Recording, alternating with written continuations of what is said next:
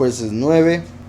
Dice: Abimelech, hijo de Jerobaal, fue a Shechem, a los hermanos de su madre, y dijo a ellos y a toda la familia de la casa del padre de su madre: Yo os ruego que digáis a todos los de Shechem: ¿qué os parece mejor, que os gobiernen 70 hombres, todos los hijos de Jerobaal, o que os gobierne un solo hombre?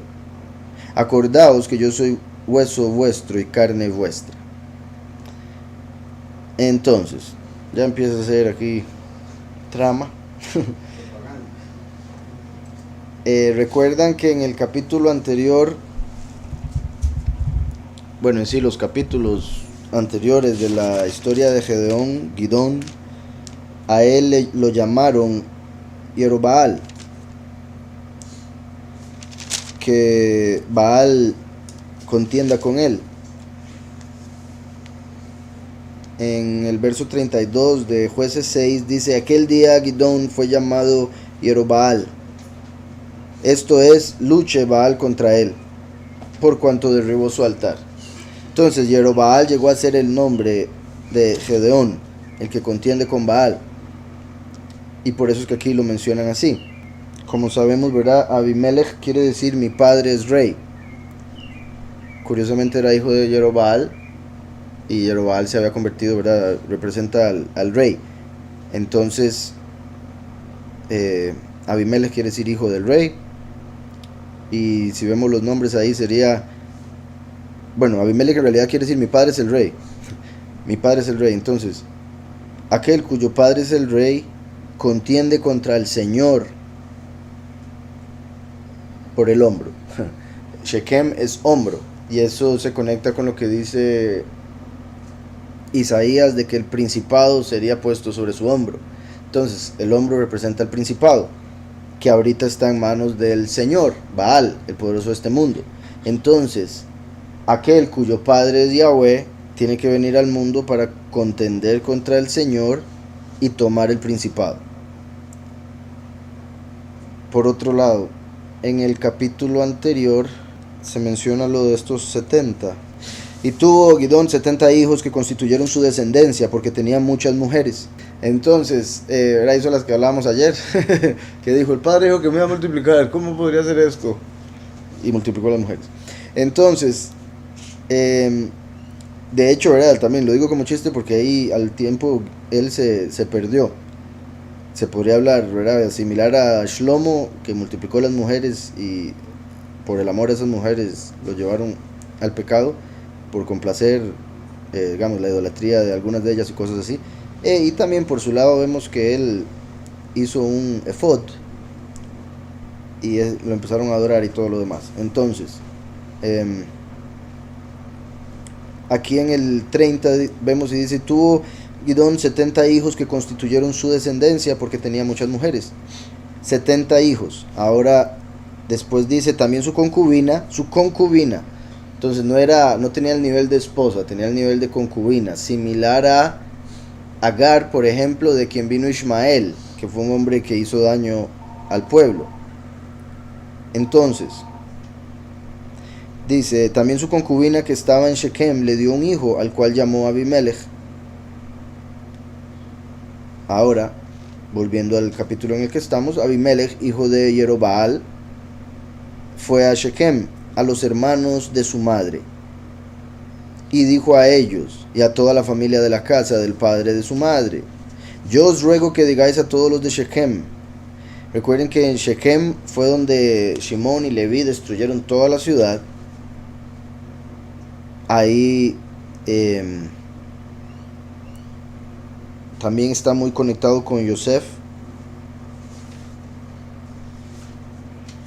Ponen acá con respecto a los de Shechem, dice un comentario: los propietarios de Shechem probablemente se trata de los terratenientes que gozaban de una cierta posición económica y constituían un grupo políticamente influyente.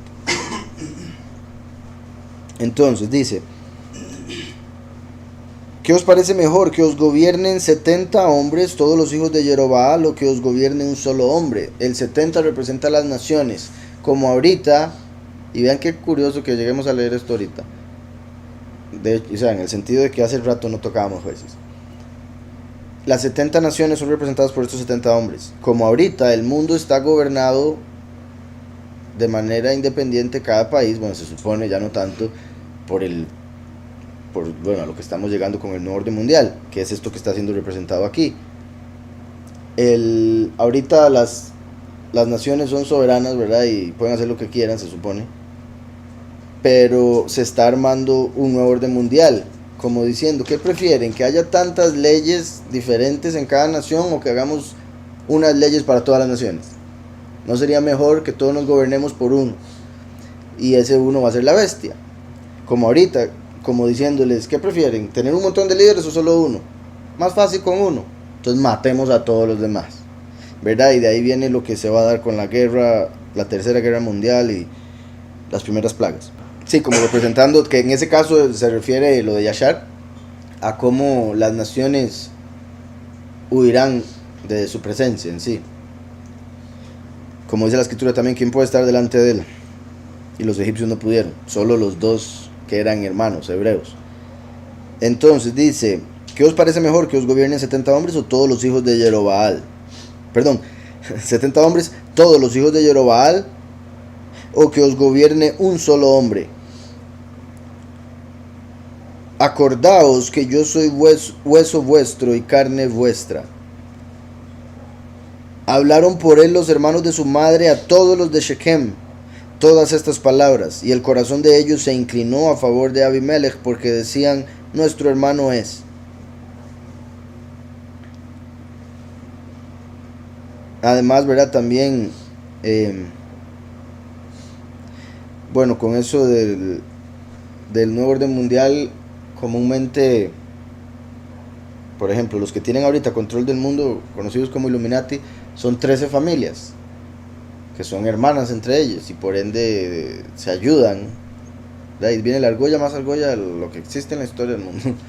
Y por eso también entre los reyes del mundo suelen casar a sus hijos con hermanos, para que no se pierda el poder de la familia. Pero ¿verdad? Terminan siendo psicópatas y tienen problemas por estar solo metiéndose con sus propios familiares, lo cual ya hemos visto que genéticamente no es conveniente, además de espiritualmente, obviamente. Y aquí vemos, ¿verdad?, cómo ellos decían, es que es hermano, y él con eso los manipuló. Eso no debería ser, aunque obviamente es algo a tomar en cuenta si uno es de una buena familia, y uno sabe que el hermano también, pero mi punto es, con respecto a gobierno, deberían saber de justicia, sabiduría, un montón de detalles para ver si puede, pero ellos dijeron, no, la verdad es que sí, un hombre mejor que 70, solo porque es familia, y tras de eso sí, es hijo de una concubina, exacto, ¿Están de acuerdo? que era un nivel menor, ajá, pero es que aquí los que están de acuerdo son los de Shechem, porque la concubina era de Shechem, los 70 eran de otras mujeres. Entonces él está diciendo, matemos a los de las otras mujeres y pongan a uno de Shechem a gobernar, básicamente, en pocas palabras, ¿verdad? Entonces, dice, nuestro hermano es, además le dieron 70 ciclos de plata del templo de Baal-Berit, vean eso. O sea, hicieron pacto con él, siendo él como el Señor, porque Baal-Berit quiere decir el Señor del pacto. Baal-Berit, entonces hicieron pacto con él, por ende él, Abimelech en este caso, representa al Señor. Y sería como cuando ya le dan gobierno, ¿verdad?, en el mundo, para ser el líder mundial, el cuerno pequeño, la bestia, la primer bestia de Apocalipsis 13. Tristemente en el cristianismo le llaman el anticristo, pero no es el anticristo, es la bestia, es lo que prepara el camino para el anticristo. También con eso que dije, cualquiera diría que es la bestia, entonces es Juan el Bautista. Y no, Juan el Bautista es el falso profeta, que es la segunda bestia, la que hace la última preparación del camino. Entonces, dice, además le dieron 70 ciclos, y vea una vez más el 70 como las naciones, como diciendo, ahora usted va a gobernar cada nación, un ciclo por nación. 70 ciclos de plata del templo del Señor del pacto. Para hacer pacto le dieron el dinero del tesoro del Señor. Nada raro que esto se pueda ver en este tiempo cuando la bestia empieza a levantarse y hayan varias iglesias cristianas que estén de acuerdo y le apoyen y le den dinero para que llegue al poder. De hecho, por ejemplo, han visto cómo tristemente en el cristianismo, al menos estadounidense, han caído muchos en idolatría de Donald Trump, sorprendentemente, pero extraño. Obviamente no como los católicos con María, ¿verdad? No hasta ese nivel, pero en el sentido de que consideran que él los iba a salvar. Todavía algunos todavía están esperando, por la información que ha salido con esos de QAnon. Y como les había mencionado, por otro lado escuché de un hombre que leyó un reporte que le dieron y que después apareció muerto el hombre, y eso me hace escuchar el reporte con más atención, que hablaba de lo del, bueno, eso que les mencioné, del proyecto Pogo y el proyecto Cypher, que era de empezar a apoyar los canales o las páginas de internet, canales de YouTube que dieran cosas que ellos están de acuerdo, las cosas que ellos quieren que se apoyen. Y por otro lado, el otro proyecto, que sería el peor, sería el de empezar a exterminar, literalmente matar de una u otra manera a los que se han convertido en líderes de grupos grandes en los que se enseña la verdad. Y después mencionó que Trump estaba metido con los sionistas, que era masón, que está metido con los sionistas, y que los sionistas, ¿verdad?, los judíos falsos, le han prometido a Trump un lugar importante en el nuevo orden mundial. O sea, él dijo algo que la verdad lo veo demasiado difícil, entonces por eso no me gusta decirlo aquí, porque es difícil, pero como que lo iban a poner como un líder en Israel, a un gobernante en Israel importante. Entonces decía que a él y a sus hijos, como que toda la familia de Trump está metida en la cuestión, y que por eso es que le habían, o sea, que todo lo que han hecho en Estados Unidos es como un show, junto con eso de QAnon, para que mucha gente esté esperando algo de Trump que tal vez ellos van a provocar, y así se van a traer un montón de los cristianos con ellos. Ahora, como hemos hablado con lo que pasó allá con Biden en los Estados Unidos, de que ahora es Biden el que está gobernando, bueno, no es él es la cara, pero ¿verdad?, muchos estamos de acuerdo con que es el mismo Obama detrás de Biden. Además de Obama hay un montón, o sea, es un grupo gigante, pero Obama es como, diría yo, el principal por lo que representa, y porque ya fue presidente, y en cierta forma es como volver al poder, como lo habíamos hablado, que si volvía al poder podía ser clave. Ahora, al no estar su cara, pues no podemos contarlo tanto, pero sí me parece particular que ahorita Obama tenga tanto poder a través de Biden ahí en Estados Unidos, y que haya gente esperando a Trump que vuelva al poder, aunque yo, según las fechas que habían puesto, ya la agarró tarde. Habrá que ver si algo más sucede después. Más que todo con esos sionistas que les decía. Lo único, o sea, mi punto, y por eso empecé a hablar de este tema, es porque si los sionistas de verdad le dan otro puesto de poder a Trump, ahí los cristianos van a decir, ven, ahí está, volvió, se cumplió, y muchas iglesias apoyarían con dinero a él y a los sionistas, que piensan que son israelitas. Y como para los cristianos, a ellos les enseñan que los judíos son israelitas, y en la escritura dice, el que bendice a Israel y abuelo bendice, entonces ellos dicen, vamos a bendecir a los judíos. Les dan plata a los judíos y fomentan el sionismo, y al final terminan pagando para el apocalipsis. Y hasta en eso pueden terminar. Entonces, decía, además le dieron 70 ciclos de la plata del templo del Señor del Pacto, con los cuales Abimelech alquiló hombres ociosos y vagabundos. Entonces vemos que él no le importaba la sabiduría o la obediencia, bueno, lo positivo, sino que lo que le importaba era el poder, y por ende le valía con quién andaba, quién le servía, le valía quién contrataba. El punto era ir a matar gente. Con los cuales Abimelech alquiló hombres ociosos y vagabundos que lo siguieran, como hoy en día. Es que está demasiado hoy en día. Y repito, Estados Unidos principalmente, por el hecho de que, ¿verdad?, es como de Estados Unidos ha estado saliendo las últimas décadas la cultura para el mundo entero, y más hoy en día con la internet, YouTube y esas cosas. Y por mi lado, veo noticias de allá y veo lo feo que se está poniendo y cómo todas esas cosas se están pegando en otras naciones, ¿verdad?, como si fuera un virus, peor que el COVID. Entonces,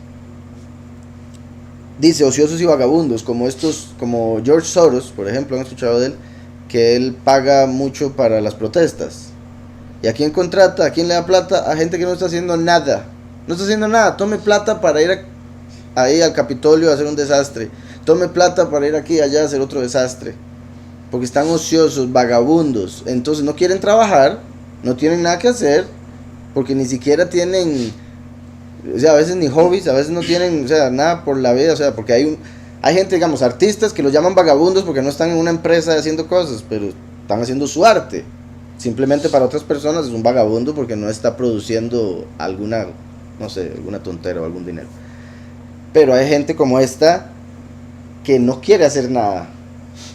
Pero si les dan plata por no hacer nada o por destruir, están pero felices de la vida. Y así hay un montón de gente que les dan plata o les dicen vaya y critiquen ahí a los hombres, vayan, las feministas, vayan y apoyen el aborto, vayan y critiquen al tal hombre en su casa. Aquí también ha pasado, pero en Estados Unidos es horroroso esa situación. Y aquí también pasa, en todos los países pasa, siempre hay alguien que paga para esas cosas. Pocas veces el pueblo de verdad se levanta por sí solo. Y ahí, o sea, normalmente las veces que no se levanta es cuando más debería. Pero bueno. Dice, con los cuales Abimelech alquiló hombres ociosos y vagabundos que lo siguieran. Entonces alquiló vagabundos que lo siguieran. Esa es otra también, como hoy en día que la gente paga por los views. Pagan para tener un montón de vistas y suscriptores en YouTube, todos falsos o robots. Y después gente ve los suscriptores de un canal y dice, uy, mira, este es un buen canal, voy a empezar a seguirlo. Y se suscribe. Y al final caen en la trampa. Es como, digamos, si yo pagara para que esta cuestión se llenara o en internet, por ejemplo, otra gente se conectaría solo por el montón de gente, no por el mensaje. Y no debería ser así. Entonces, aquí vemos similar con este hombre. Vagabundos que lo siguieran. Y yendo a la casa de su padre en Ofra, mató a sus hermanos, los 70 hijos de Jerobaal, sobre una misma piedra. Sobre una misma piedra. Curiosamente, Yahushua es la piedra angular. Esto se podría ver como se fue en contra de todos los que confiaban en la misma piedra de las 70 naciones. O sea, todos los del mundo, por la misma razón. La piedra angular. Los 70 hijos de Jerobaal. Vean qué falta de corazón. Ofra quiere decir fauno. Efrón, ¿se acuerdan de que hemos visto? Saca Efrón. El fauno. Como una cabra, básicamente. Y estos, ¿verdad? Los hemos conectado con esos seres que son como mitad humano, mitad cabra.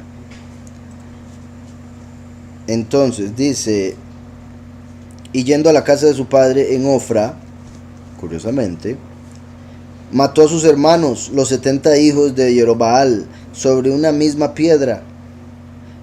Pero quedó Yotam, el hijo menor de Jerobaal, que se escondió. El hijo menor de Jerobaal que se escondió. Entonces habían 71. Solo que había uno que no lo contaban porque era muy pequeño. Pequeño como Paulus, ¿verdad? Como el último que dice la escritura, todo parece indicar que vendría pequeño, o pequeño al menos para los ojos del mundo. Y vean que se llamaba Yotam. Esto es particular, y el hecho de que sea el 71 también es clave, porque recuerdan que les he mencionado de cómo Yahweh separó el mundo en 70 naciones en la Torre de Babel, y empezó a formar el pueblo hebreo a través de Abraham, pero lo convirtió en una nación hasta el Éxodo con la Torá. Entonces ahí se convirtieron en 71 naciones, pero los hebreos eran la más pequeña, muy joven, apenas estaba saliendo a la luz en el Éxodo, cuando ya todas las naciones estaban formadas por siglos. Entonces, Yotam viene a representar al pueblo escogido. Y en lo que respecta a personas o líderes, representa a Micael. ¿Se acuerdan? Micael es el que está por encima del pueblo de Yahweh, el que defiende al pueblo, según Daniel 12. El príncipe que está de parte de los hijos de tu pueblo, en Daniel 12. Entonces, Lucifer fue puesto sobre las naciones, por eso es el poderoso del mundo. Entonces, Lucifer con 70 ángeles, y después llegó Israel y se puso Micael sobre Israel, y eso es Micael como David y Heilel, Lucifer, como Saúl, y por eso Yahweh va a reemplazar a Saúl, o en este caso a Abimelech, con Micael o Yotam. Yotam quiere decir Yahweh es perfecto. En realidad quiere decir Él es perfecto. Bueno, o sí, Yahweh, pero solo tiene 2 letras. Yotam, Él es perfecto, Él es completo.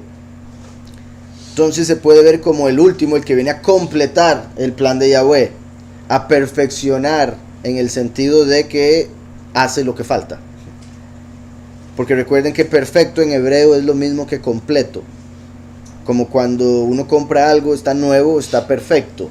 Cuando lo empieza a usar, ya no, porque ya no está completo. Algo le falta. Está nuevo. Entonces, Yotam viene a representar a los escogidos y al testigo como Moshe, que sería Micael encarnado. Entonces, y yendo a la casa de su padre en Ofra, mató a sus hermanos, los 70 hijos de Jerobaal, sobre una misma piedra, pero quedó Yotam, el hijo menor de Jerobaal, que se escondió. Aquí ponen, la masacre de los posibles pretendientes al trono era una práctica bastante común en el Antiguo Oriente. Y lo ponen así como, bueno, todo está bien, sigamos. O sea, como no tiene ninguna relevancia que haya pasado esa masacre, era normal. Continúa con la historia. Comentarios. Entonces, dice que se escondió.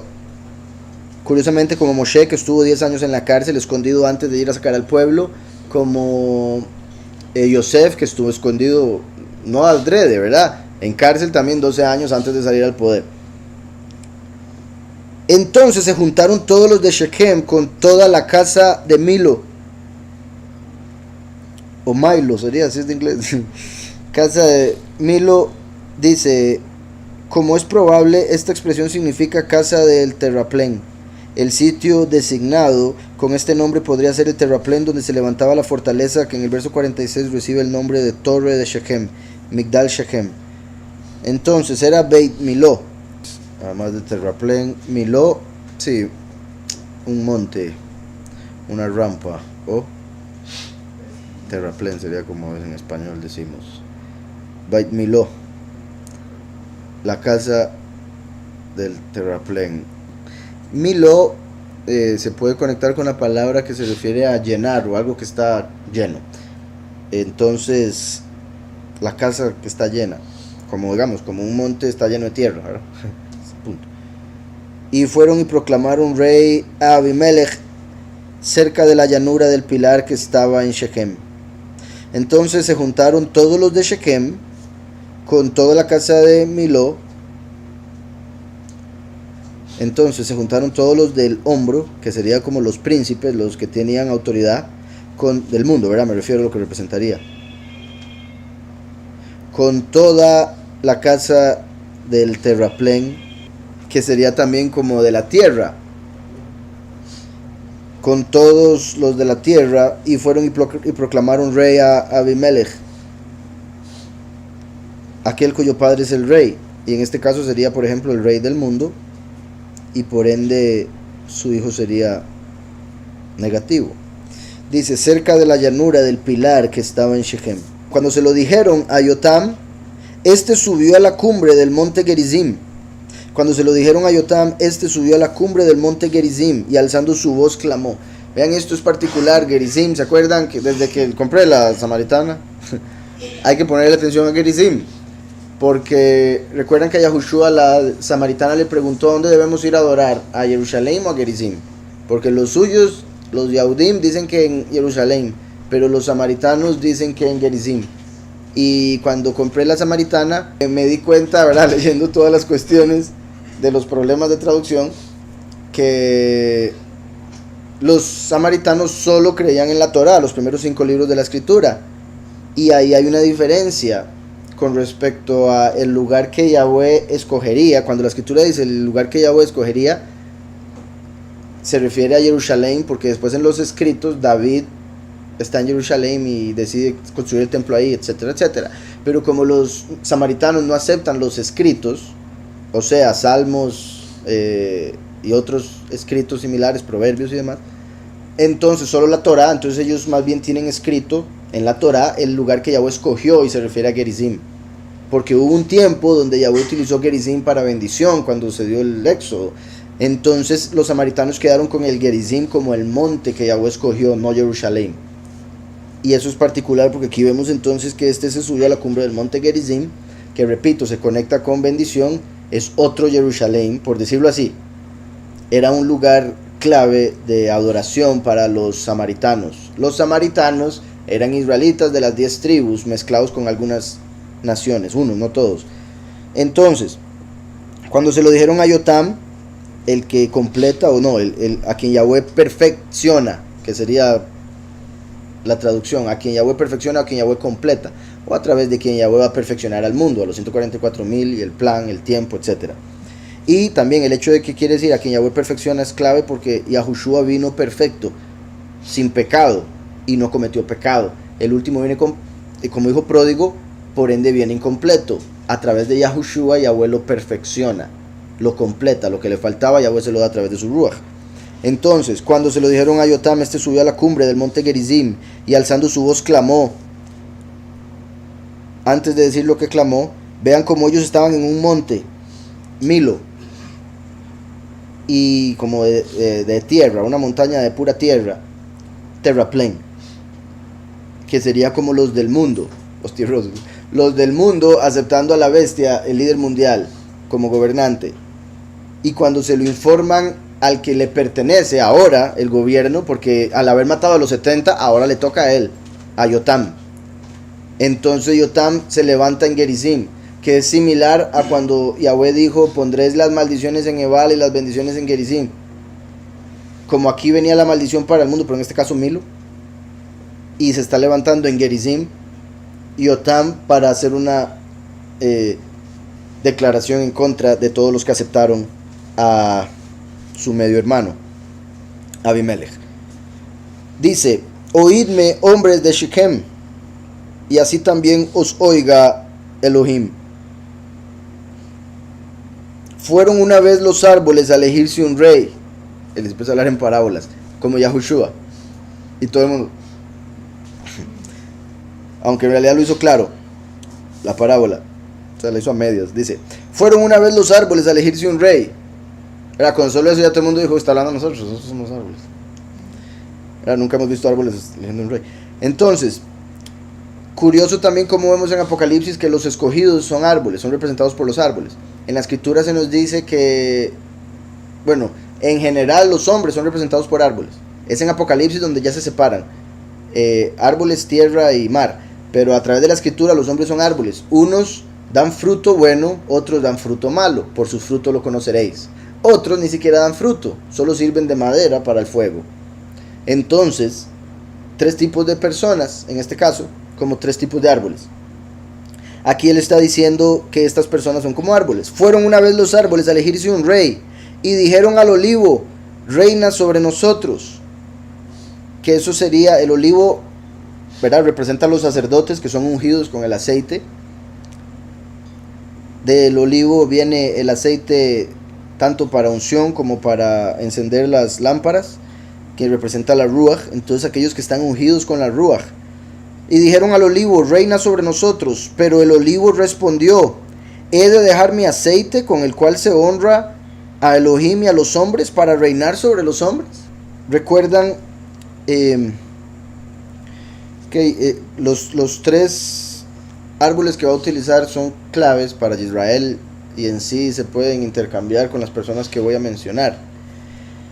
Pero recuerdan que en Juan 1, que es donde me parece que se resume mejor el hecho de que los Yahudim esperaban 3 personas porque Yahweh había profetizado de 3 personas. Cuando los fariseos envían gente a preguntarle a Juan el Bautista y a Johanán el Inmersor quién era él, porque todo el mundo ya estaba considerándolo profeta o Mashiach o algo, entonces dice, ¿quién eres tú? Él confesó y no negó. Estoy por si algo en el verso 19 del 1. Este es el testimonio de Johanán cuando los Yahudim enviaron de Jerusalén Kohanim y Levim a preguntarle, ¿quién eres tú? Él confesó y no negó. Confesó, yo no soy Hamashiach. Yo no soy Hamashiach. Dice, y le preguntaron, ¿qué pues? ¿Eres tú Eliyahu? Dijo, no soy. ¿Eres tú el profeta? Y respondió, no. Entonces 3 hombres, Mashiach, Eliyahu y el profeta. 3 hombres esperaba el pueblo. Ahora, Eliyahu aquí lo pusieron en el medio, en lo histórico, porque mucha gente estaba diciendo que quizá él era el Mesías. Entonces él dijo de una vez, no soy el Mesías. Pero Eliyahu en los proféticos está en el medio porque Eliyahu tendría que venir con el Mesías y tendría que venir con el profeta. Entonces Eliyahu tendría que venir 2 veces más, como uno de los 2 testigos y como Juan el Bautista con Yahushua, porque Yahushua da testimonio de que Juan el Bautista era Eliyahu. Entonces, 3 hombres que esperaba el pueblo, pero como sabemos en lo que respecta a orden, vino Juan el Bautista, después el Mesías, y ahora tiene que venir el profeta. Entonces, volviendo a Jueces 9, dice: el olivo respondió: he de dejar mi aceite, con el cual se honra a Elohim y a los hombres, para reinar sobre los árboles. En este caso voy a mencionar a Juan el Bautista, porque Juan el Bautista vino de los levitas, vino de Zacarías, de Zacarías, era su papá, no Zacarías el profeta. El papá directo de él era Zacarías, y él estaba en el templo cuando le informaron, haciendo el servicio del templo, o sea, él era un sacerdote, por ende era levita. Entonces Juan el Bautista vino como levita, y Eliyahu entonces se conecta con los levitas, y los levitas estaban ungidos para el sacerdocio, por ende usaban el aceite, y estaban conectados con el espíritu, que es representado por el aceite. Entonces sería como que le digan a un sacerdote que si quiere gobernar, y él dice: ¿cómo yo voy a dejar a Yahweh y gobernar en su casa para irme a gobernar en una casa de los hombres, por decirle de alguna manera? Entonces, he de dejar mi aceite, con el cual se honra a Yahweh y a los hombres, para reinar sobre los árboles. Curiosamente se dice en el judaísmo que Eliyahu era un ángel. En el judaísmo aparece que se llamaba Sandalfón, y le dijo al padre que él le gustaría servir a Yahweh de una manera más elevada de lo que lo hacía en el cielo, en el templo del cielo, sirviendo a Yahweh. Sandalfón le dijo: me gustaría servirte más, mejor y demás.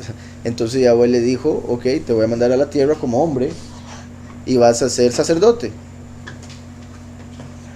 Entonces vino al mundo como Pinjas o Fines, que venía de Aarón. Entonces, así fue como empezó. Después vino como Eliyahu, etc. Eso me parece particular, porque viendo esto es como si Eliyahu, o sea, viéndolo desde otro punto de vista, el ángel se le hubiese dicho: vaya a la tierra, y él hubiese dicho: voy a dejar de servir a Yahweh en el cielo para ir a la tierra a gobernar a los hombres. No, hombre. He de dejar mi aceite, con el cual se honra a Elohim y a los hombres, para reinar sobre los árboles. Dijeron pues los árboles a la higuera: anda tú, reina sobre nosotros. Recuerden que Yahushua maldijo la higuera. Y como he mencionado, la vid y la higuera representan respectivamente a Israel y a Judá. O sea, la higuera representa a la tribu de Judá, la vid representa a Israel.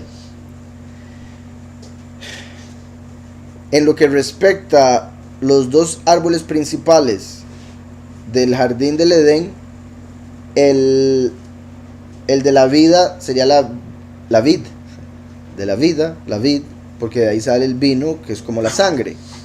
Y la higuera representa el árbol del conocimiento, porque cuando buscaban con qué cubrirse, solo la higuera les dio hojas. Querría decir que de ahí fue que comieron. O sea, eso es lo que se interpreta. Entonces, la vid, el árbol de vida; la higuera, el árbol del conocimiento. No que sea literalmente, si uno tiene una higuera en el patio, no quiere decir que cada vez que uno se come un higo está comiendo el fruto del conocimiento del bien y el mal. No, sino que la higuera lo representa a lo que sea que estuvo en el jardín del Edén. Igual la vid. Entonces, por eso Yahushua sería la vid, la vida, el árbol de la vida. Y por eso Yahushua dice: yo soy la vid. El último, en este caso, sería la higuera, porque es el fruto del conocimiento del Padre, del bien, del bueno. Y también viene como hijo pródigo, entonces conoce el mal, para poder decir: hagan esto y no hagan esto, por esto y esto y esto. Entonces, ¿verdad? La experiencia enseña muchísimo, y por ende es parte de lo que Yahweh permite en lo que respecta a la segunda manifestación de Yahweh. Sería la higuera, sería el último, y la vid el primero. La higuera también Yahushua la maldijo, porque cuando él vino, a los suyos vino y los suyos no le recibieron. Entonces maldijo la higuera. Pero también lo de maldecir la higuera, curiosamente, en cierta forma se puede ver como haber maldecido la higuera representando que el último vendría como hijo pródigo, y eso sería en cierta forma maldición, ¿verdad? Porque el pecado está conectado con la maldición. Entonces hay muchos detalles ahí, todo lo que quiero llegar a decir, por eso les dije al inicio de interpretar esto, que los tres árboles se pueden intercambiar con los tres hombres, de una u otra manera, porque Yahushua vino de Yahudá, y Yahudá es la higuera, y el último viene de Israel, los muchos, y ese es la vid. Entonces se podría ver como Eliyahu, Yahushua y el testigo como Moshe, o se podría ver como Eliyahu, el testigo como Moshe y Yahushua. Se podría poner Yahushua primero porque él es de quien viene el aceite original, la Ruach HaKodesh, etc. Simplemente estoy tratando de simplificarlo para no verlo 15 veces todo el capítulo. Dijeron pues los árboles a la higuera, anda tú, reina sobre nosotros. La higuera respondió, he de dejar mi dulzura y mi buen fruto para reinar sobre los árboles. Vea, mi buen fruto, el conocimiento del bien. El fruto del conocimiento del bien. Y mi dulzura, ¿verdad? Ese árbol se veía mejor que los demás. Por eso Eva se dejó llevar por la apariencia y quiso comer. He de dejar mi dulzura y mi buen fruto. Y también dulzura. Las palabras de Yahweh son dulces como la miel. La Torá es el árbol del conocimiento del bien y el mal. Porque la Torá nos dice, haga esto, no haga esto. Ese es el conocimiento. Entonces el último es el testigo como Moshe, el árbol encarnado, en el sentido de que por eso Moshe fue el que escribió la Torá. Entonces Moshe escribe la Torá porque Moshe representa el árbol del conocimiento, y la Torá es el árbol del conocimiento ya explicado, por decirlo así, de manera que uno pueda ir tomando fruto tras fruto, sabiendo qué es lo bueno y qué es lo malo. Entonces dijeron luego los árboles a la vid, pues bueno, he de dejar mi dulzura y mi buen fruto para reinar sobre los árboles. Estás loco. Después dice, dijeron luego los árboles a la vid, pues ven tú, reina sobre nosotros. La vid le respondió, he de dejar mi vino, que sería como mi sangre, que alegra a Elohim y a los hombres, que alegra a Elohim y a los hombres. Vean ese verso. Y hay pastores que enseñan, el vino es malo. Enseñan que Yahushua, ¿verdad?, cambió el agua en jugo de uva. Dice, he de dejar mi vino que alegra a Elohim y a los hombres. Alegra. Voy a ver aquí cómo aparece. Dice, Hamesameich. Ajá. Que alegra a Elohim y a los hombres. Entonces, está utilizando simja. El verbo, samaj, de alegrarse. Simja, alegría. Y recuerdan que si reacomodamos ese, Ismaj es él se alegrará. Ismaj. Si acomodamos esas letras tenemos Mashiach. Entonces eso confirma de la vid como Yahushua HaMashiach, porque es a través de Yahushua que nos gozamos, porque él dio su sangre, su vino. Por eso nos gozamos, porque nos perdona los pecados de Yahweh a través de su vino. Y por eso alegra al Padre, porque Yahweh está alegre de habernos perdonado. Quería perdonarnos, pero no sabía cómo. En el sentido que tenía que darse un pago al enemigo que estaba constantemente acusando. Entonces tuvo que pagarle al enemigo para decirle ya callado. En pocas palabras, ¿verdad? Estoy resumiéndolo sorprendentemente. Entonces la vid le respondió, he de dejar mi vino que alegra a Elohim y a los hombres para reinar sobre los árboles. Todos los árboles rogaron entonces a la zarza, anda tú, reina sobre nosotros. Recuerdan, la zarza tiene espinas en las hojas. Entonces, en lo que respecta a lo negativo, la zarza se conecta con el pecado que entró al mundo después de Adán y Eva, las espinas, espinos y cardos. Y sabemos obviamente en lo positivo, se conecta con Moshe cuando Yahweh llamó a Moshe de la zarza y el fuego no podía consumir la zarza. Eso tenía que ver con Israel estando en Egipto no siendo consumido. También dice entonces, todos los árboles rogaron entonces a la zarza, anda tú, reina sobre nosotros. Pero la zarza respondió a los árboles, si en verdad me proclamáis rey sobre vosotros, venid, abrigaos bajo mi sombra, como todos esos vagos y ociosos a quien contrató. Y si no, salga fuego de la zarza y devoraré a los cedros del Líbano. Salga fuego de la zarza y devore los cedros del Líbano.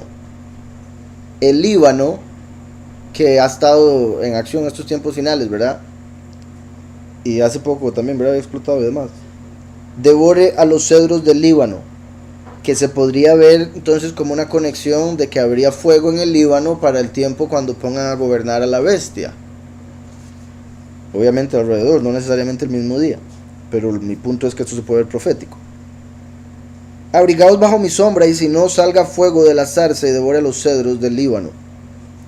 Entonces, esto se puede ver como el pueblo y el mundo mismo rechazando a Eliyahu, a Yahushua y al último, y queriendo a la bestia, pecador, espinoso, que los consuma, que los destruya, que los sigan a la fuerza o los mata. Eso es como se pone la marca o se muere, es lo mismo. Se ponen a mi sombra o sale fuego y los consuma a todos, la marca o mueren. Y en el sentido positivo, en el sentido de si lo vemos todo como Yahweh trabajando, los primeros dos como la venida de Juan el Bautista y Yahushua, y los otros dos como los dos testigos, de los cuales uno es el fuego consumidor, y es como Moshe, la zarza. También yo he escrito como la zarza también se puede conectar con Yosef, el que viene de Yosef, sucesor de Moshe. Entonces se podría ver como 2 y 2, y de los dos testigos sale el fuego consumidor, que sería como o se ponen a la sombra de Yahweh ya finalmente, después de tanta rebelión, o va a salir fuego que los va a consumir a todos. Entonces dice, ahora bien, ¿habéis procedido con verdad y con integridad al hacer rey a Abimelech? ¿Habéis actuado bien con Jerobaal y con su casa? ¿Le habéis pagado conforme a la obra de sus manos? Mi padre peleó por vosotros y expuso su vida al peligro para libraros de manos de Madián.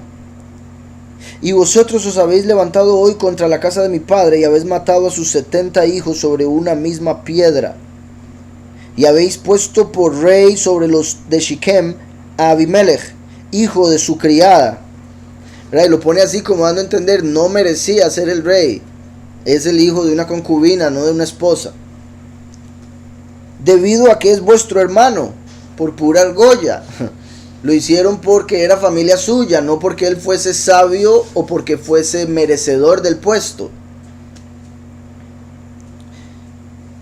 Si con verdad y con integridad habéis procedido hoy con Jerobaal y con su casa, que gocéis de Abimelech y él goce de vosotros. Y si no, fuego salga de Abimelech. Entonces ahí vemos claramente, ya explicando la parábola, que Abimelech era la zarza, lo que ya habíamos visto en lo negativo, ¿verdad? La bestia, que va a obligar a las personas a ponerse la marca, o se las pone o se mueren. Y consuma a los de Shechem.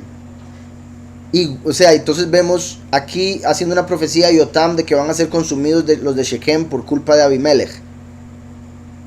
Y vemos en lo que hemos venido leyendo de Génesis y Yashar de cómo Shimón y Leví, como los dos testigos, Leví, de la tribu de Leví, obviamente él es el que la empezó, Leví como Eliyahu, y Shimón como el que es escuchado, como David era escuchado por sus alabanzas, por ejemplo. Y ellos dos destruyeron Shechem, que aquí se está dando una profecía de fuego destruyendo a Shechem nuevamente. Entonces representa como los dos testigos vienen, como Shimón y Leví, para destruir todo principado, Shechem, a través de fuego, las plagas. Entonces dice, y consuma a los de Shechem y la casa de Milo, y fuego salga de los de Shechem y de la casa de Milo y consuma a Abimelech. Entonces habría un fuego que consumiría a todos los que lo pusieron a él de rey, pero después de ese mismo lugar saldría un fuego que lo consumiría a él, que es como va a pasar con la bestia. Al final le van a hacer traición, como dice Daniel, y lo van a matar. Va a perder el reino en la quinta plaga postrera, 2 plagas antes del puro final. Entonces, y consuma los de Shechem y la casa de Milo, y salga fuego de los de Shechem y de la casa de Milo y consuma a Abimelech. Que es curiosamente Yahweh habla del último en Zacarías a través de Yahushua, el sacerdote, no el Mesías. Sacerdote Yahushua en Zacarías, y Yahweh dice, este es un tizón sacado del fuego. Y Yahweh lo purifica para destruir al enemigo. Como he mencionado, Yahushua vino como el agua, el último viene como hijo pródigo Por eso está como un tizón que iba a ser echado al fuego por su pecado, pero Yahweh lo salva del fuego, pero bien encendido. Entonces utiliza ese fuego para matar al enemigo. Como este fuego que sale de Shechem, del principado, un príncipe, el zar de Daniel 12, Micael, y de la casa de Milo, que era un terraplén, un monte de tierra, o sea, del reino del mundo. Entonces, de la misma tierra, de este mismo mundo, sale un ser humano, el Hijo del Hombre, a quien Yahweh le da el poder de ser como el fuego para destruir a Satán, a la bestia, etc. Y consuma a Abimelech. Verso 21. Yotam escapó y huyó. Diciendo de grito, porque era de un monte, ¿verdad? El otro monte. Entonces, mientras llegaban a agarrarlo, ella estaba por otro monte. Yotam escapó y huyó y se fue a Beer. ¿Verdad? Beer quiere decir pozo. Y vamos a ver aquí el comentario. Dice Beer, localidad situada al noreste de Ofra. Yotam escapó y huyó. Se fue a Beer y allí se quedó por miedo de su hermano Abimelech.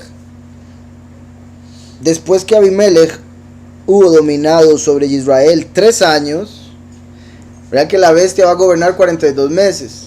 3 años y medio. Después de que había dominado sobre Israel 3 años, envió Elohim un espíritu de discordia entre Abimelech y los hombres de Shechem.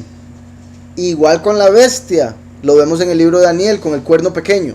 Entonces en la aramea dice, en vez de por miedo de su hermano Abimelech, que habitó donde había vivido su hermano Abimelech. Y como vimos, era al noroeste de Ofra. Entonces bueno, cabe esa posibilidad. Y sabemos que en la aramea a veces ponían, en la traducción ponían la interpretación que tenían en el momento. Aunque también por otro lado, ¿verdad?, se ha hablado de que, bueno, por eso sería con la Torah de, ¿verdad?, la masorética, que le hicieron algunos cambios. Y esta de Jueces es de la masorética.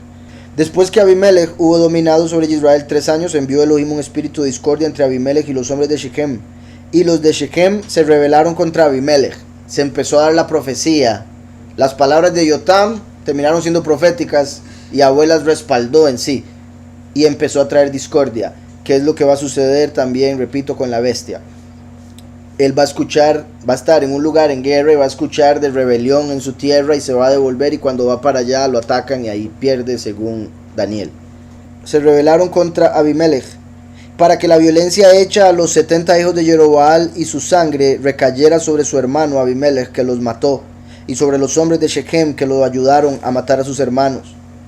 Los de Shechem pusieron en las cumbres de los montes acechadores que robaban a todos los que pasaban junto a ellos por el camino.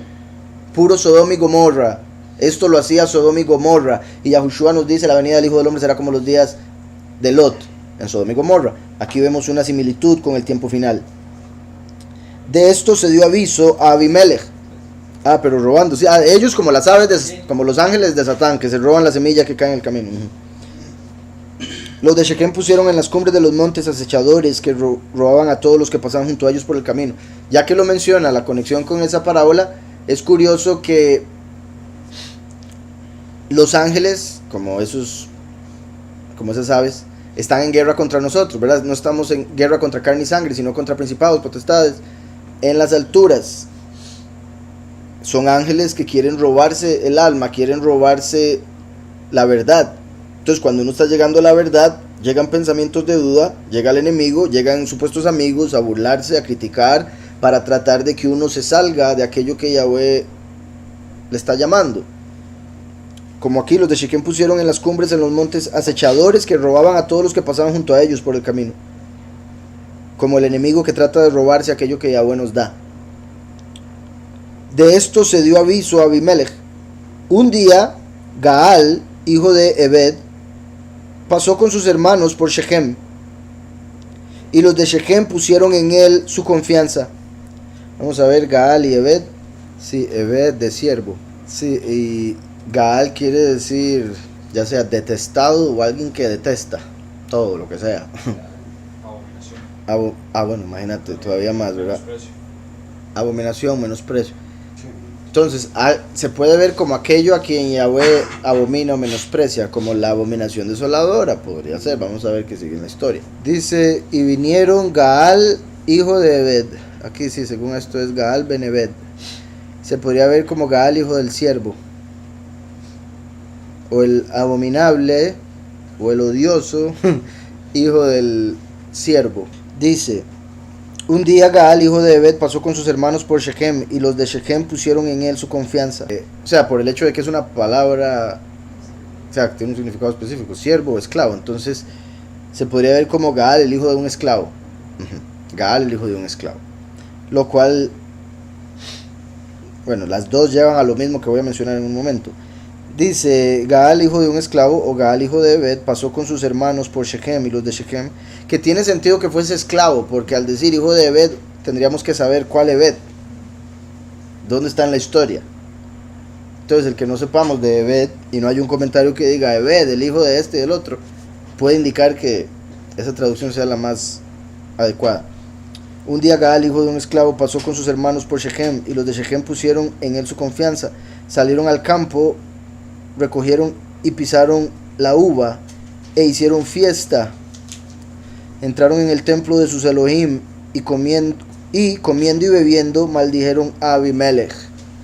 Entonces vean, comiendo y bebiendo, como dice la escritura, comían y bebían hasta que vino el agua y hasta que Noah entró en el arca y vino el diluvio y se los llevó a todos. Comían, bebían, se casaban, se daban casamiento, etc. Comiendo y bebiendo maldijeron a Abimelech, que Abimelech vendría a representar a la bestia, y este Gaal puede representar a la abominación desoladora. Por eso era el abominable. El punto es que lo más seguro es malo. Por eso es que lo estoy poniendo como el malo. Entonces, de ser el malo, sería la abominación desoladora. Por eso su nombre estaría conectado con abominación. Sería hijo de un siervo, hijo de un ángel, Samael, que es un esclavo. Y en lo que respecta a lo terrenal, según la forma en que veían ahí las cosas, un esclavo era lo más bajo de la clase social. Entonces, es como viendo lo más bajo de lo espiritual y ellos poniendo su confianza en ello. Entonces, el mundo puso su confianza en la abominación desoladora. ¿Y qué hizo la abominación? Fue a estripar las uvas. ¿Quiénes son las uvas? Los muchos. Y se alegraron de hacerlo. Y curiosamente, ¿verdad?, las uvas van a ser estripadas por la abominación desoladora, en el sentido de que es cuando sale la abominación que Yahushua dijo: huyan. ¿Por qué? Porque ese día va a haber uno en la casa, van a haber dos en la casa, uno va a ser tomado y el otro dejado. Y le preguntan: ¿dónde van a ser llevados? Y les dice: a morir. Donde vean los buitres, ahí va a estar el cadáver, les dice Yahushua. Entonces uno será tomado y otro dejado. El que es tomado es llevado a morir. Y muere como las uvas en el lagar de la ira, en Apocalipsis 14. Entonces vean qué particular. Acababa de decir que ya llevaba ¿cuántos años de poder? Abimelech, 3. Y después de esto viene la abominación, a estripar el lagar. Digamos, obviamente, como sabemos, es Yahweh el que estripa el lagar en Apocalipsis 19. Pero lo estoy conectando con el hecho de que él es, la abominación es el que va a matar a las personas. Por permiso de Yahweh, por eso la conexión. Entonces, 3 años. Abimelech sería la bestia, y la bestia sale en el segundo sello, que es como mitad de año. ¿Se acuerdan? Si el primer sello es el testigo como Moshe, empiezan los 7 años ahí. A la mitad del año más o menos, para el otro lado, segundo sello, y es donde empieza la bestia a tomar poder en el sentido de la guerra mundial. Entonces, como 6 meses, y por ende de ahí a la mitad de los 7 hay 3 años, que van 6 meses antes. Mi punto es que aquí donde dice 3 años parece indicar la mitad de los 7, y por eso dice entonces: salieron al campo, recogieron y pisaron la uva e hicieron fiesta. Entraron en el templo de sus Elohim, y comiendo y bebiendo maldijeron a Abimelech. También eso, ¿verdad? Estaban muy ebrios y maldijeron a Abimelech. Se dejaron llevar por todo lo que sentían, imagino las murmuraciones y todo entre la fiesta y demás. Y eso también muestra que era negativo, ¿verdad? Entonces Gaal, hijo de Ebed, o hijo de un esclavo, dijo: ¿quién es Abimelech y qué es Shechem para que nosotros le sirvamos? ¿No es hijo de Jerobaal? ¿No es Zebul su ayudante? Servid a los hombres de Hamor, padre de Shechem. Pero ¿por qué hemos de servir a Abimelech? Hamor, padre de Shechem, recuerdan, ese es de la antigüedad, eso ya lo hemos leído, y Hamor quiere decir asno. Entonces están diciendo: no, sirvamos un burro, porque vamos a estar sirviendo a Abimelech. Está diciendo, sirvamos al verdadero antepasado de los de Shechem, no a un descendiente de Jerobaal que solo por tener una mujer de por acá, o sea, ese es el punto al que está llegando él. Pero en lo que respecta a los nombres, está particular. Vamos a ver un momento este Zebul. Zebul es exaltado, como de Zebulón, lugar exaltado. Entonces, exaltado. Dice, no es hijo de Jerobaal, no es el exaltado su ayudante, ¿verdad? Como alguien que había exaltado entre los de él, los siervos. Servid a los hombres de Hamor, padre de Shechem. Pero ¿por qué hemos de servir a Abimelech? Oh, que estuviera este pueblo bajo mi mano. Manipulador, ¿verdad? Ay, si todos ustedes me sirvieran a mí. Enseguida arrojaría yo a Abimelech y le diría, refuerza tus ejércitos y sal a pelear. ¿Verdad? Se había tomado ya 3 copas. Entonces estaba en la de León, que lo hace querer pelearse con todo el mundo, lo que llaman la vaquera. Cuando Zebul, gobernador de la ciudad, oyó las palabras de Gaal, hijo de Ebed, se encendió en ira y envió secretamente mensajeros a decir a Abimelech, Gaal, hijo de Ebed, y sus hermanos han venido a Shechem y están sublevando la ciudad contra ti. Levántate pues ahora de noche, tú y el pueblo que está contigo, y pon emboscadas en el campo. Por la mañana, al salir el sol, madruga y cae sobre la ciudad cuando Gaal y el pueblo que está con él salgan contra ti. Tú harás con él según se presente la ocasión. Vean que el nombre de Gaal era odioso, abominable, o el que odia, el que abomina. Y vean cómo era un odioso de fijo. Unos tragos y ya estaba odiando al rey, al siervo del rey, a todos los que servían al rey, solo para que lo pusieran a él a gobernar. Entonces de fijo no era alguien que se diese a querer, es el punto de su nombre, no se da a querer. Sin embargo pusieron su confianza en él, los de Shechem, ese era el error. Dice el 34, levantándose pues de noche Abimelech y todo el pueblo que con él estaba, pusieron emboscada contra Shechem con 4 compañías, ¿verdad? Como los 4 ángulos de la tierra, guerra mundial. Los 4 ángeles que están en los 4 ángulos que van a ser soltados para destruir a todo el mundo en la hora, minuto y segundo, ¿verdad? Como dice Apocalipsis. Cuando Gaal, hijo de Ebed, salió, se puso a la entrada de la puerta de la ciudad. Entonces Abimelech y todo el pueblo que con él estaba salieron de sus escondites. Al verlos, Gaal dijo a Zebul, he allí gente que desciende de las cumbres de los montes. Zebul le respondió, tú ves la sombra de los montes como si fueran hombres. Zebul fue el que lo había sapeado, ¿verdad? Segundo para ver aquí donde... Sí, no es Zebul su ayudante. Y Zebul ahí, es que es odioso, ¿verdad? No se medía. Entonces Zebul lo echa al agua, como dicen. Lo acusa con el rey prepara todo. Como él anda ebrio, donde él empieza a ver personas, Zebul le dice, estás viendo sombras, olvídate de eso, vamos, está muy borracho. Levantándose pues de noche Abimelech y todo el pueblo que con él estaba, pusieron emboscada contra Shechem con 4 compañías. Cuando Gaal, hijo de Ebed, salió, se puso a la entrada de la puerta de la ciudad. Entonces Abimelech y todo el pueblo que con él estaba salieron de sus escondites. Al verlos, Gaal dijo a Zebul, he allí gente que desciende de las cumbres de los montes. Zebul le respondió, tú ves la sombra de los montes como si fueran hombres. Volvió Gaal a hablar y dijo, he allí gente que desciende de en medio de la tierra y una tropa que viene por el camino de la encina de los adivinos. Era un lugar donde se ponían ahí los adivinos. Zebul le respondió, ¿cómo es que antes decías, quién es este Abimelech para que lo sirvamos? Pero ya cuando estaban cerca, cuando lo ve más asustado, sí, pero estabas diciendo que ¿cómo es que antes decías quién es Abimelech para que lo sirvamos? ¿No es este el pueblo que tenías en poco? Sal pues ahora y pelea con él. Gaal salió al frente de los de Shechem y peleó contra Abimelech, pero Abimelech lo persiguió. Gaal huyó de él y muchos cayeron heridos hasta la puerta misma de la ciudad. Abimelech se quedó en Aruma y Zebul echó fuera de Shechem a Gaal y a sus hermanos para que no habitaran en Shechem. Aconteció al siguiente día que el pueblo salió al campo. Le dieron aviso a Abimelech, el cual tomó a su gente la repartió en 3 compañías y puso emboscadas en el campo. Cuando miró, vio al pueblo que salía de la ciudad. Entonces se levantó contra ellos y los atacó. Abimelech, vean cómo ahora ya se está poniendo en contra del pueblo que gobernaba, porque Gaal llegó ahí a meter mucha murmuración y demás. Abimelech y la compañía que estaba con él acometieron con ímpetu y se detuvieron a la entrada de la puerta de la ciudad. Las otras 2 compañías acometieron a todos los que estaban en el campo y los mataron.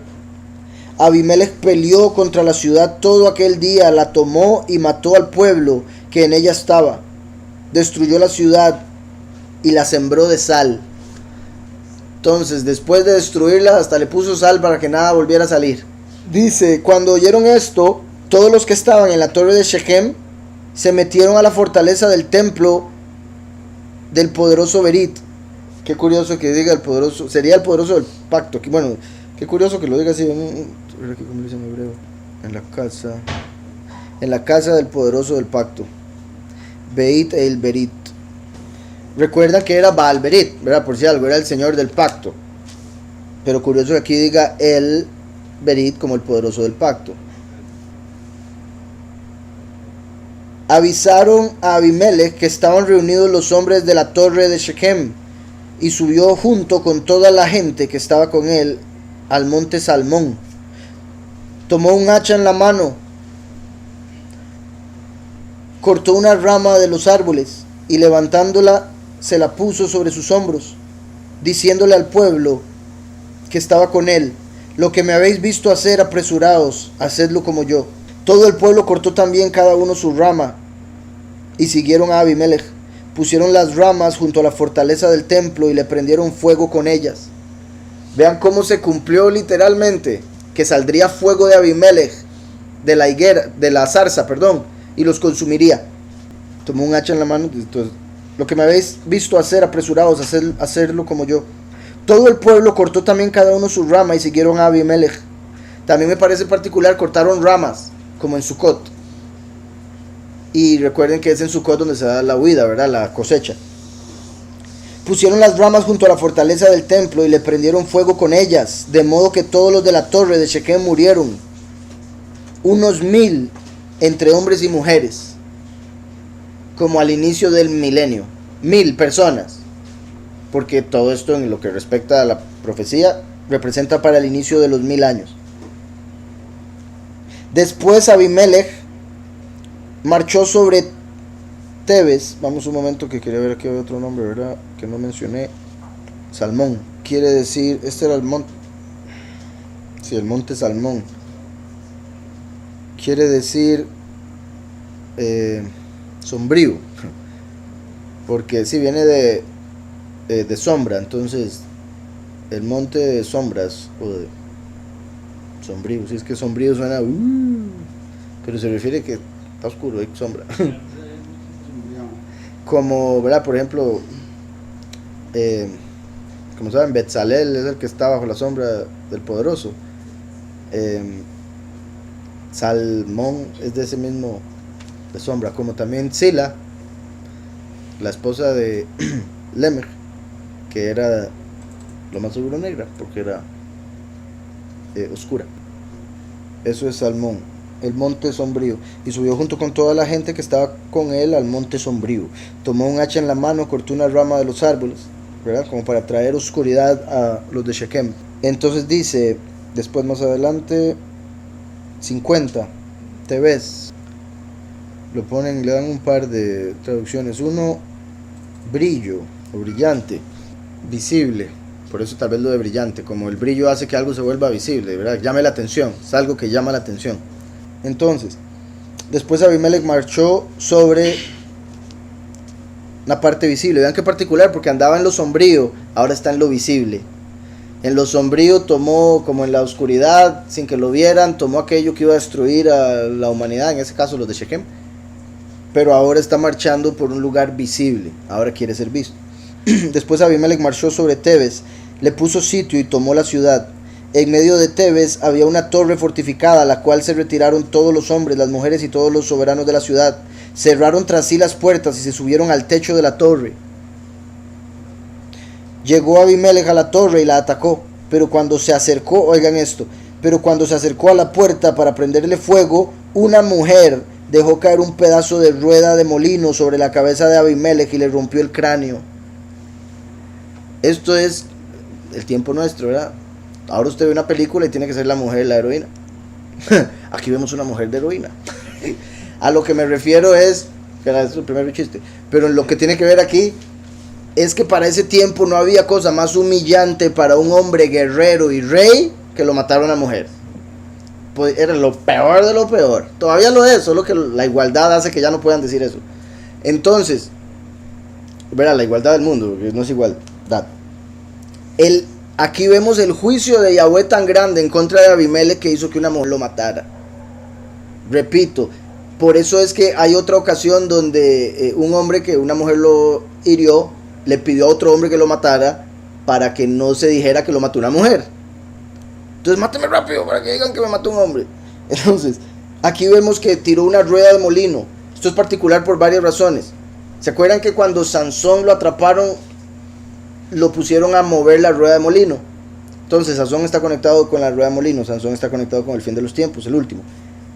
La mujer, la congregación escogida, ¿verdad? Ya voy a utilizar a la congregación escogida para destruir al nuevo orden mundial de la bestia que es como Abimelech, dándole a la cabeza con la piedra angular, que es Yahushua, la piedra angular que está en la mano del último, que es como Sansón, por eso Sansón movía la piedra del molino. Ahora, también como Zorobabel, que tiene la piedra y dice, preciosa es, en Zacarías, Zorobabel el que construye el templo. Entonces el último viene a construir a los 144,000, la congregación escogida como esa mujer. Y la piedra que le tira a la mujer es Yahushua, piedra angular y piedra de tropiezo para los que no creen en él, o piedra que cae y aplasta a aquel que se revela, ¿verdad? Entonces aquí lo estamos viendo, Abimelech mató a los 70 sobre una piedra, que sería como destruir a las naciones que creen en la piedra angular. Y ahora por eso una piedra, la verdad, le cayó en la cabeza y lo destruyó. Como dice la escritura, la semilla de la mujer destruiría a la serpiente en la cabeza, y la serpiente lo mordería en el talón. Entonces aquí vemos la mujer, la congregación escogida, mandando la semilla de la mujer, la piedra de molino, Yahushua, para destruirle la cabeza al que estaba como cabeza del mundo, la bestia. ¿Verdad? Yahushua, como la piedra angular, fue clavado en Gólgota, y Gólgota quiere decir cráneo, que también fue representado por cuando David agarró la piedra angular y se la clavó a Goliat en la Gólgota, ¿verdad? En el cráneo. La piedra en el cráneo de Goliat, es que Gólgota y Goliat hasta se parece, representa a Yahushua siendo ahí clavado. Y recuerdan que se dice que Goliat era un gigante, no se dice no, Goliat era un gigante, y se dice ahora sí que Gólgota era el cráneo de un gigante petrificado. Entonces se conecta todavía más de lo que creemos quizá. Entonces vemos aquí que dice, llegó Abimelech a la torre y la atacó, pero cuando se acercó a la puerta para prenderle fuego, una mujer, verá, como decía también, que sería como cuando se acerca a Mashiach o a los escogidos para destruirlos, una mujer, la congregación, dejó caer un pedazo de rueda de molino sobre la cabeza de Abimelech y le rompió el cráneo, la Gólgota. Además también recuerdan que la escritura dice que cuando Nabucodonosor tuvo el sueño de la estatua, él vio que de un monte se desprendía una piedra sin mano, o sea, no era una mano la que lo desprendía, mano humana, sino que fue Yahweh, y esta piedra se venía y pegaba contra la estatua en los pies y la despedazaba toda. Entonces esa piedra cayendo y destruyendo el nuevo orden mundial, el gobierno del fin de los tiempos, el imperio mundial que vemos en Daniel 2, es lo que estamos viendo aquí con la piedra de molino cayendo sobre Abimelech, que representa el líder mundial, puesto que mató a los 70 naciones. Ajá, le dio en el Gulgolet. Aquí dice Ed Gulgalot, no, más bien Ed Gulgató su cráneo, pero vemos que es de Gólgota, o sea, la misma palabra y se conecta con el sacrificio de Mashiach. Y ahora que lo veo también de esta manera, Gulgalto, se puede ver que como la cabeza es, o sea, ¿cómo lo puedo poner? ¿Se acuerdan que Gilgal o Galil tiene que ver con círculo? Gal también, no Gaal, Gal como de Abigail, por ejemplo, y como la cabeza que es la parte, pues sí, más, con que tiene más esa forma de todo el cuerpo, el cráneo en sí. Entonces, volviendo a la lectura, le rompió su Gulgalto. Abimelech llamó esta era la parte que les decía. Abimelech llamó apresuradamente a su escudero y le dijo: saca tu espada y mátame, para que no se diga de mí una mujer lo mató. Entonces este era el Abimelech que hizo eso. Pega en la piedra, le dio duro la piedra, está tirado en el suelo y llama a su escudero, que era el que lo ayudaba con las armas y demás, y le pide que lo mate. Y ahí vemos el punto. Él decía que nunca se diga que a mí me mató. Y el padre, entonces escribirá, si una mujer, que bueno, ya güey. Dice: saca tu espada y mátame, para que no se diga de mí una mujer lo mató. ¿Qué importa lo que se diga? Ya es obvio que fue la mujer. Dele un minuto y ya se muere. Entonces su escudero lo atravesó con la espada y murió. Lo que dijo Yotam. Sí, todo lo que dijo Yotam, de que se iban a volver los unos contra los otros, se iban a matar. Lo del fuego, todo. Ajá, muy parecida a la muerte de Saúl cuando le dijo al escudero, bueno, más bien cuando, sí, él se tiró sobre la espada, pero no se pudo matar, entonces después tuvo que venir otro a matarlo. Entonces su escudero lo atravesó con la espada y murió. Pero ahí vemos entonces, o sea, se puede ver como la mujer lo destruye con la piedra angular, pero termina muriendo a través de sus propios siervos. O sea, en la vida de este mundo, a la bestia lo van a traicionar sus siervos. Pero todo eso va a pasar por haberse enfrentado contra la mujer escogida, la congregación.